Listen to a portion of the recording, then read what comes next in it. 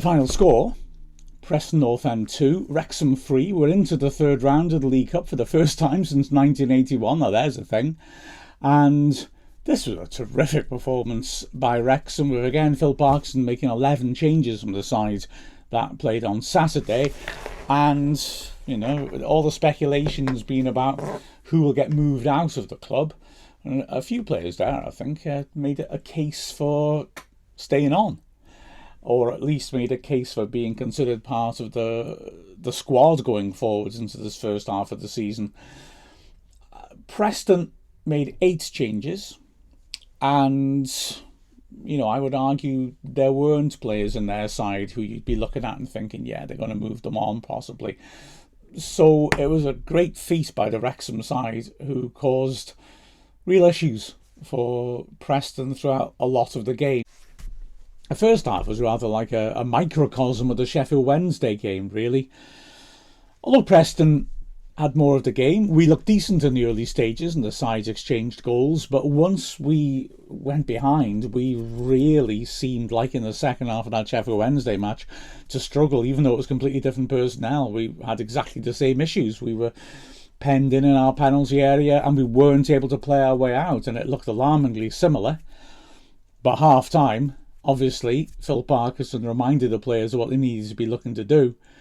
And wow, that second half was very, very impressive. And by the end, even though we needed an extra time winner from Kiefer Moore to claim the victory, I don't really think that anyone could argue that the better side over the 90 didn't win it. Anyway, so like I said, a completely changed Wrexham side.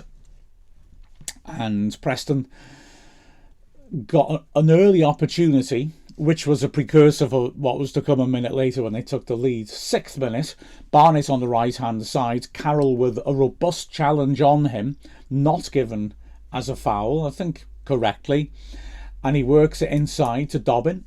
Dobbin, on loan from Everton, was superb in the first half, and he does really nicely, feeds it into Jebbison and continues his run. Jebbison round the corner to Carroll, who's in one-on-one with Okonkwo, and from the edge of the area, right channel, just gets underneath it and blasts it over. Now, don't get me wrong, I think he should shoot in that position, but like I said, Dobbin had continued his run and had popped up in the D inside him and was on for a pass. Carroll didn't play at this occasion, but he learns from that experience, and just over a minute later, way behind, when they do combine, this time it's good work to find Carroll, and in a similar spot, not a sight of goal perhaps, Dobbin makes the same sort of run, gets into the D, and this time Dobbin rolls him in very nicely. Carroll rolls him in nicely, and Dobbin, nice work. Just little touches outside of his right foot to set himself and curls it into the top left corner, and it's 1-0. No chance for Okonkwo. And I would say as well, it was another illustration. We've had so many already this season of the higher level of the Championship. I'm sorry to keep banging on about it, but, you know, it's true. When you look at it, at the time you think, oh dear, we've allowed a lot of space there. But when you look at it, there's some quality play in it. I mean, firstly, Dobbin, who constantly is just picking up these little positions a little bit deeper, left-hand side. Paul Heckingbottom said afterwards that because he'd not been at the club when they did a lot of their tactical work, they essentially said he can have a free roll for his debut and just attack how he wants to, and he relished it. I think Heckingbottom maybe should consider whether to slightly adjust his plans to accommodate Dobbin doing that. So he kept making these nice late runs down the left channel into dangerous areas, and so that's one thing, the intelligence of Dobbin arriving at a good time.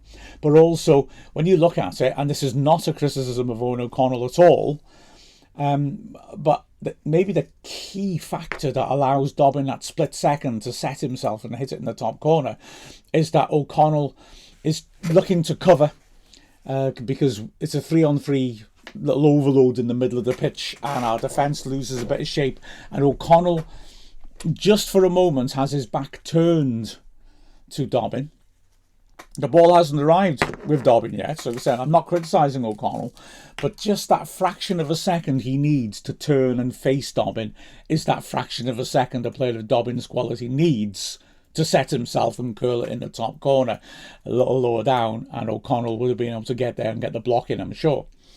So Wrexham go behind, but we'd been bright in the early stages, and 4 minutes later we equalise. A super, super goal.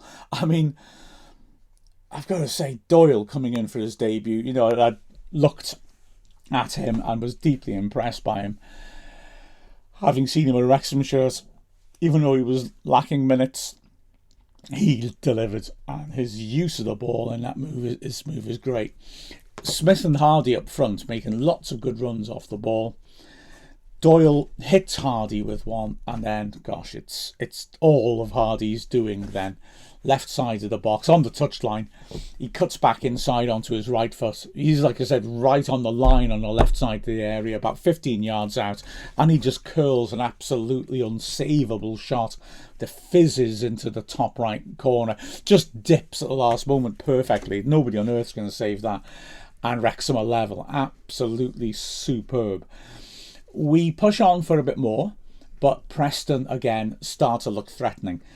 Devine dropping off, feeding the ball inside. Again, helped round the corner nicely by Carroll. And again, Dobbin is running in from deep. These combinations around the edge of the box are looking really, really good. He zigzags into the box. It's great feet. Scar lunges in. Dobbin goes down. Now, I've got to be honest, I thought the ref was going to give a dive. Scar plays the ball. So it's a good tackle. It's one of those challenges. If he gets it slightly wrong, it's a penalty. But he does lunge in and he gets contact. Dobbin's dive is very, very theatrical. So I must be honest, I thought maybe the ref would stop play. Also, because of that instance, whether it catches Wrexham out or not, Barnett gets a foot to it to try and clear. Gets it partially away, but it falls invitingly for Paul Valentine on the edge of the box, right-hand side. And he drills a really well-struck volley, but Okonkwo is alert. He's tracked across and he gets a good parry in to make sure nothing comes from it. But there's more danger to come soon afterwards. A long ball in the box. Scar heads it up in the air somewhat. Evans and Jebison are wrestling underneath it. O'Connell comes to try and help as well. The ball drops loose and Devine tries a snapshot. It's a good idea. Doesn't quite get hold of it, but still, Okonkwo has to be sharp when the shot comes in from 10, 15 yards out to parry it because it's coming at him. The goal comes in the 33rd minute, and having had to dig in a little bit and withstand this intricate play that Preston are managing around the edge of the area, it's a frustratingly simple one. A corner from the left, Devine puts it into the near post. Torderson and Jebison are pinning players in the 6-yard box. And Lindsay, the big centre-back, is being marked by O'Connell, but he's managed to get goal side of him. He gets there first 6 yards out and heads the ball powerfully into the net. No chance for Okonkwo. And the remaining 15 minutes and a half are a hard watch for Wrexham. As terrific travelling support keep behind them, but they're at the end and seeing Wrexham really ship a lot of punishment, desperately holding on. But just, again, like the Sheffield Wednesday second half, we're not able to retain possession. When we get a foot in, we're just desperately hacking it away and it's coming straight back in at us again. We managed to resist until added time, but then we get lucky.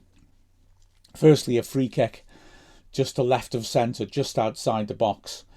And Devine drills it in, hits the wall, flicks over the bar. And then in the 3rd minute of added time, a real moment. Jebison breaking down the right, plays a lovely 1-2 with Dobbin. He's one-on-one with Okonkwo. Right channel, tightish angle. Okonkwo does the right thing, comes out quickly, makes himself big. Jebison, lovely finish, or nearly, does exactly the right thing. Dinks an excellent chip over the advancing Okonkwo, hits the near post and bounces away. What a difference I think it would have been if it had been 3-1 at half-time. But as it is, Wrexham coming at half-time. Phil Parkson clearly works very well with them and reminds them of what they need to be doing. They can't be sitting off like that. They've got to be brave on the ball and pass the way out. And the second half is excellent, sustained, high-quality play from Wrexham. We are brave on the ball. We do move it around with confidence and we make chances. Really, really pleasing to see. We get started early. Harry Ashfield winning a header in midfield. Ryan Barnett doing well, cutting inside and switching it across to Doyle. Doyle surges forwards and looks to play a worldie of a pass. He's quite a long way out at the angle's almost impossible to play this sort of pass. He's looking to hit Smith, who was running off the back of Lindsay at the far post. Nearly gets him. Lindsay at full stretch just about gets enough on it to prod it away. Otherwise Smith would have had a tap in. Goodness me. But the vision and the execution by Doyle, absolutely top class. Next chance is Wrexham's, and really nice patient move again. Ends with O'Connell coming forwards, feeding the ball up towards the edge of the area, and on the rise Smith tries to hit a shot on the sweep with his right foot just outside the box. Can't quite keep it down. Difficult technique to keep that down, but it's a good effort, struck well. Within a minute, Preston have an opportunity. Well, I say opportunity is a shot from outside the box, and there isn't much else they manage in the second half, as Wrexham look very good off the ball, and that mid-block works well when we need it to, which isn't that often in the second half. A long throw into the box. Scar heads it clear. It comes out to a fire. It opens up for him as he cuts inside, and so he tries to drive a shot from 25 yards. Evans lunges in well across him, just put him off, and it goes just wide of the right post. I think Okonkwo had it covered, to be fair. He's going quickly across to his left. And Wrexham, 4 minutes later, with 3 subs stripped and ready to come on, take a deserved lead. And, well, it's always very satisfying, isn't it, when Harry Ashfield scores his second goal of his career. And on this occasion, yeah, it was very pleasing to see Barnett again doing well, putting another good delivery in. It's headed away, but Doyle does ever so well to step in high up on the edge of the Preston box, left-hand side, prods it square. Lee helps it on quickly, and then Ashfield on the right channel just outside the box now strikes a shot, hits a shot, takes a deflection, and even though Walton, the keeper, has enough time to try and turn and dive in the right direction, he can't stop it going again at the right post. Harry Ashfield, a deserved reward for his performance, loving it. We do make the changes before the restart though, and they are decisive. We bring on 5 players. They all make an impact. That's not a criticism of the players who come off, but the 5 players who come on really inject more quality into what's already becoming a very good performance. So Dobson comes on for George Evans, Lewis Brunt comes in for Doyle, who's lacking minutes, and Ryan Longman comes in for Jacob Mendy. First appearance of the season, and a good shift on the left-hand side. And they add more quality, and Wrexham continue to be on top. A mistake by Hughes is capitalised by Ashfield, who feeds Hardy, and he pops it inside quickly, and just for a moment it's a 2-on-1 break. Smith is running at his man, Hardy going around the outsides looking for the pass. Smith plays it, but it's intercepted and the opportunity is gone. But yeah, before long Wrexham are enjoying another long spell of pressure in the Preston half. Preston absolutely penned in, and in the end Dobson switches to the left hand side. Longman goes on a run, sweeps in a cross which doesn't hit the target, but Barnett gets it back on the far post, finds O'Connell, he pulls it back, and Dobson, picking it up, does a really good Harry Ashfield impersonation. Looks like he's going to hit it from 25 yards, but it's a fake. He cuts inside onto his left man, beating his man, and then hits a powerful shot which is really well blocked from about 10 yards out. Wrexham pushing and pushing and pushing. 2 more changes made, which will be crucial. Lewis O'Brien comes on for the excellent Ashfield. Kiefer Moore comes on up front as well for Smith, who again, lacking minutes, has really put in a very, very good shift. And we keep pushing. Lee has a free kick in a good position just outside the box, which is blocked by the wall.